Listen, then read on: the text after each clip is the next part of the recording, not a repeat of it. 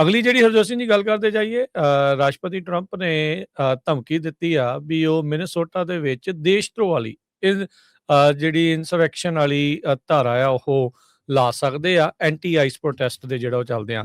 ਸੋ protest ਜਿਹੜੇ ਕਰ ਰਹੇ ਆ ਉਹਨਾਂ ਦੇ ਉਲਟ ਤੇ ਜਿਹੜੇ ਕੋਈ ਅਧਿਕਾਰੀ ਨੇ ਅਫੀਸ਼ੀਅਲ ਨੇ ਲਾਅ ਮੇਕਰਸ ਨੇ ਜਿਹੜੇ ਕਹਿੰਦੇ ਵੀ ਇਹਨਾਂ ਦੇ ਕੰਮ 'ਚ ਵਿਘਨ ਪਾਉਣਗੇ ਤਾਂ ਉਹਨਾਂ ਦੇ ਉਲਟ ਐਂਟੀ ਇਨਸਰੈਕਸ਼ਨ ਐਕਟ ਜਿਹੜਾ ਉਹ ਵਰਤਿਆ ਜਿਹੜਾ ਜਾ ਸਕਦਾ ਤੇ ਕਹਿੰਦੇ ਵੀ ਮਿਲਟਰੀ ਜਿਹੜੀ ਆ ਉਹ ਯੂਜ਼ ਕੀਤੀ ਜਾ ਸਕਦੀ ਹੈਗੀ ਆ। ਇੱਕ ਹੋਰ ਮਾਮਲੇ ਦੇ ਵਿੱਚ ਆਈਸ ਅਫਸਰ ਦੇ ਦੁਆਰਾ ਨਾਰਥ ਮਿਨੀਐਪੋਲਿਸ ਦੇ ਵਿੱਚ ਇੱਕ ਬੰਦੇ ਦੀ ਲੱਤ ਦੇ ਵਿੱਚ ਗੋਲੀ ਜਿਹੜੀ ਆ ਉਹ ਲੱਗੀ ਹੈਗੀ ਆ। ਕਹਿੰਦੇ ਵੀ ਸ਼ਵਲ ਅਟੈਕ ਇਸ ਦੇ ਵਿੱਚ ਹੋਇਆ ਸੀਗਾ।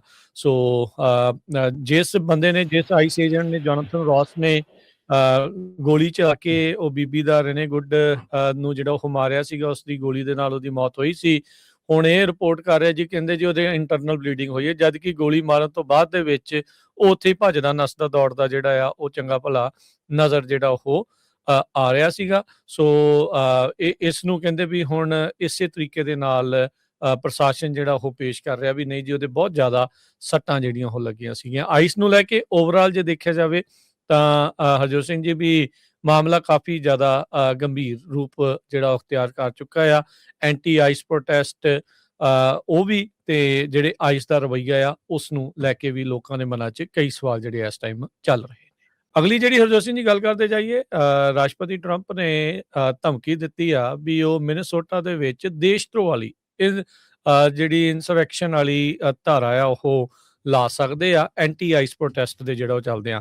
ਸੋ ਪ੍ਰੋਟੈਸਟ ਜਿਹੜੇ ਕਰ ਰਹੇ ਆ ਉਹਨਾਂ ਦੇ ਉਲਟ ਤੇ ਜਿਹੜੇ ਕੋਈ ਅਧਿਕਾਰੀ ਨੇ ਅਫੀਸ਼ੀਅਲ ਨੇ ਲਾਅ ਮੇਕਰਸ ਨੇ ਜਿਹੜੇ ਕਹਿੰਦੇ ਵੀ ਇਹਨਾਂ ਦੇ ਕੰਮ 'ਚ ਵਿਘਨ ਪਾਉਣਗੇ ਤਾਂ ਉਹਨਾਂ ਦੇ ਉਲਟ ਐਂਟੀ ਇਨਸਰੈਕਸ਼ਨ ਐਕਟ ਜਿਹੜਾ ਉਹ ਵਰਤਿਆ ਜਿਹੜਾ ਜਾ ਸਕਦਾ ਤੇ ਕਹਿੰਦੇ ਵੀ ਮਿਲਟਰੀ ਜਿਹੜੀ ਆ ਉਹ ਯੂਜ਼ ਕੀਤੀ ਜਾ ਸਕਦੀ ਹੈਗੀ ਆ। ਇੱਕ ਹੋਰ ਮਾਮਲੇ ਦੇ ਵਿੱਚ ਆਈਸ ਅਫਸਰ ਦੇ ਦੁਆਰਾ ਨਾਰਥ ਮਿਨੀਐਪੋਲਿਸ ਦੇ ਵਿੱਚ ਇੱਕ ਬੰਦੇ ਦੀ ਲੱਤ ਦੇ ਵਿੱਚ ਗੋਲੀ ਜਿਹੜੀ ਆ ਉਹ ਲੱਗੀ ਹੈਗੀ ਆ। ਕਹਿੰਦੇ ਵੀ ਸ਼ਵਲ ਅਟੈਕ ਇਸ ਦੇ ਵਿੱਚ ਹੋਇਆ ਸੀਗਾ।